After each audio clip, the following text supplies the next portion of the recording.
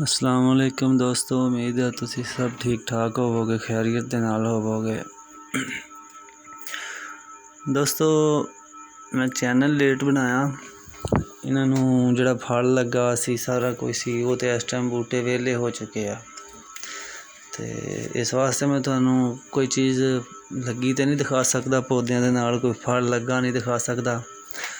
तुहानू फिलहाल तो बूटे दिखा सकदा, जो मौसम है इंशाअल्लाह फिर नाल फल भी दिखावांगा। फिलहाल तुहानू पेड़ पौधे जिहड़े ने वो दिखा सकदा कि इस चीज़ दा ठीक है। बाकी इंशाअल्लाह जो इन्हों फल लगेगा, फल चुकणगे इंशाअल्लाह वो भी दिखावांगे। जिहड़ा हुण तुसीं दोस्तों देख रहे हो खरमानी का पौधा, दोस्तों ये खरमानी का पेड़ आ। तो यह जड़ियाँ लगाइया हुई ने, इनू मिट्टी लगा के गंढा लगाइया ने दाब की किस्म दियाँ, कि जिवें दाब लगाई होंदी आ, दोबारा कट के लगाइया जाणगियां नवा पौधा तैयार करने वास्ते। दोस्तों खरमानी का पौधा जिहड़ा तकरीबन 3 साल का, तो इनू माशाअल्लाह बहुत खरमानी लगी सी, बहुत फल लगा सी, भरिया पिया सी फल दे नाल। ये दोस्तों जो फल चुकदा दे जिहड़े फुल होंदे ने ना, फल दी मौसम होंदी आ, फुल होंदे ने बहुत प्यारे होंदे आ, बहुत खूबसूरत लगते आ, खुशबू भी आती आ। तो खरमानी दोस्तों तुहानू पता खरमानी के फायदे बहुत फायदेमंद होंदी आ। इन्हू खुशक करके लोग पानी च भी इस्तेमाल करते हैं, जिगर मेदे की गर्मी दूर करती आ, तसीर ठंडी हो जाती खुशक करके पानी बनाने दे नाल। ते दोस्तों वैसे भी खान दे अच्छी है, फल बहुत अच्छा फल आ खरमानी।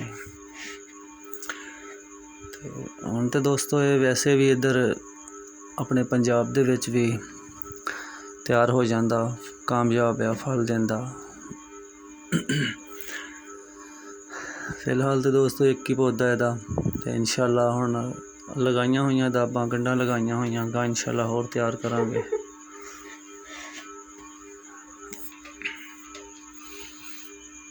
माशाअल्लाह बहुत प्यारे पत्ते रंग बिरंगे होए पे दोस्तों। ये काफ़ी बड़ा पौधा खरमानी का, तकरीबन 3 साल पहले दोस्तों ये मैं लगाया सी, ते हुण 2 साल हो गए इन्हूं दोस्तों फल देंदे। पिछले साल काफ़ी माशाअल्लाह फल दे नाल भरिया सी, उस तो पिछले साल खरमानियां लगियां सी, पर हल गिनती दियां थोड़ियां जियां। पत्तियां नूं दोस्तों सुंडी लगी आ,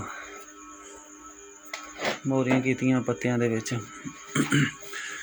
स्प्रे वगैरह की सी, फिर भी सैडां ते कमाद होने की वजह नाल, सैडां ते कमाद लगन की वजह नाल सुंडी लगी आ।